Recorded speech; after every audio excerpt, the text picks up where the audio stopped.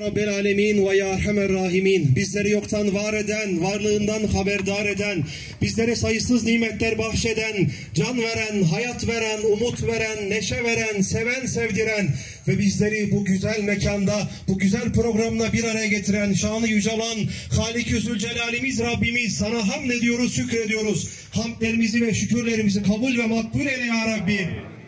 Ya Rabbi, tarihi, kültürü, mirası, doğasıyla adından söz ettiren Darendemizin bu gurur gününde balanga, patates hasat şenliğinde bir araya gelmiş bulunmaktayız. Ya Rabbi, sen bu cemiyetimizi hayırlı, bereketli, mübarek eyle. Allah'ım, çiftçilerimizin hasadını bol bereketli ihsan eyle. Balanga'da son 6 yılda, 7 yılda Türkiye'nin en büyük açığı olan tohum sektöründe bir çalışma yaptık. Yerli ve milli tohum üretimi yapıyoruz. Patateste dışa bağımlılığı engellemek adına.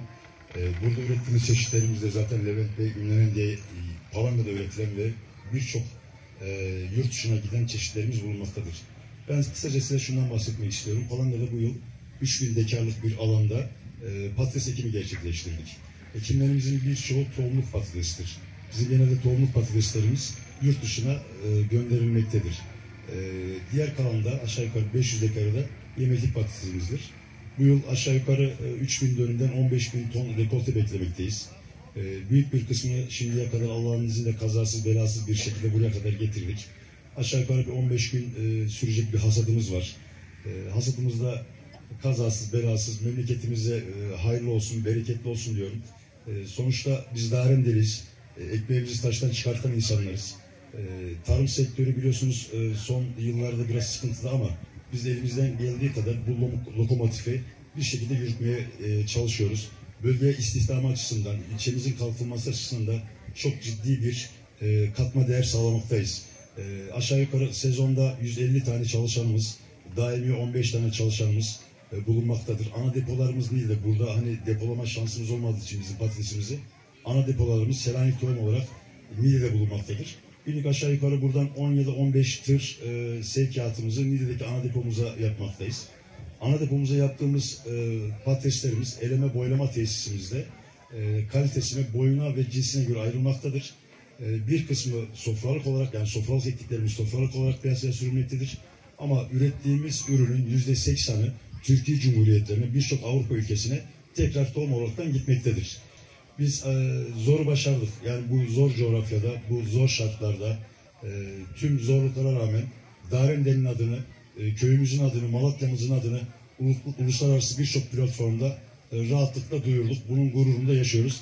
Bu sürece 2016 yılında bölgemize suyun gelmesiyle başladık. Daha önceleri biz bu yörede, gördüğünüz alanlarda zaten görüyorsunuz, pancarla başladık. Patates üretimine yoğunlaştık.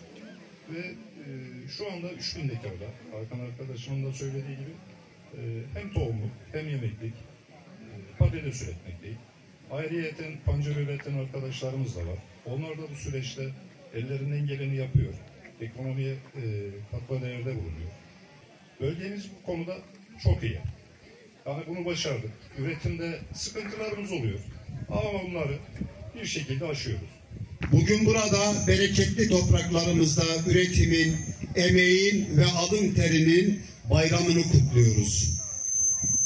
Darende tarihiyle, kültürüyle, doğasıyla ve manevi mirasıyla olduğu kadar verimli toprakları ve güçlü üretim potansiyeliyle de artık adından söz ettiren bir kadim ilçedir.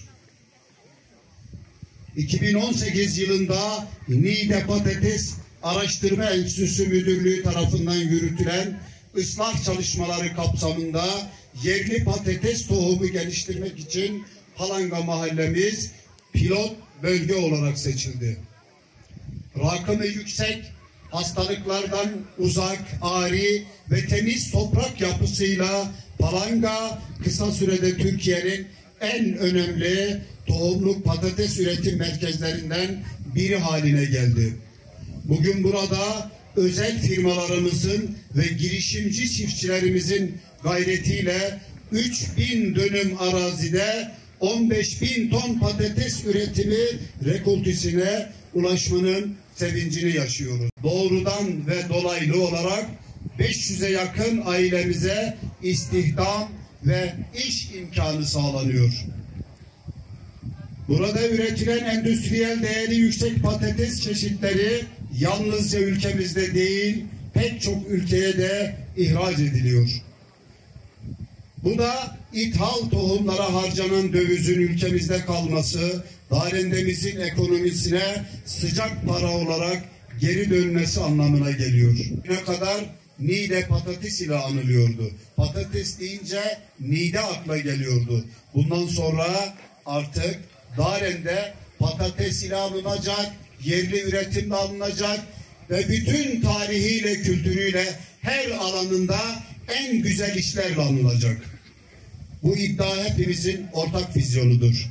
Bu topraklardan yükselen üretim gücüyle Darende'nin yalnızca turistik güzellikleriyle değil, aynı zamanda üretim noktasındaki tanınırlığıyla da öne çıkmasını hedefliyoruz.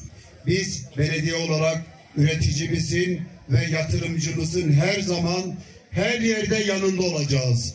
Tarımsal üretimde katma değeri yüksek ürünlere yönlendirmeye ve endüstriyel tarımı desteklemeye kararlılıkla devam edeceğiz. Palanga Ovası'nda aldığımız bu güç ve bereketle Darende'yi Türkiye'nin gıda üssü yapma yolunda güçlü adımlar atacağız. Bugün Palanga mahallemizde patates hasat şenliğinde buluştuk. Çok düğün havasında bir atmosfer oldu. Vatandaş, köylüler, muhtarlarımız ve Darende Belediyesi ile bir program düzenlendi. Tarlada hasat yapıldı.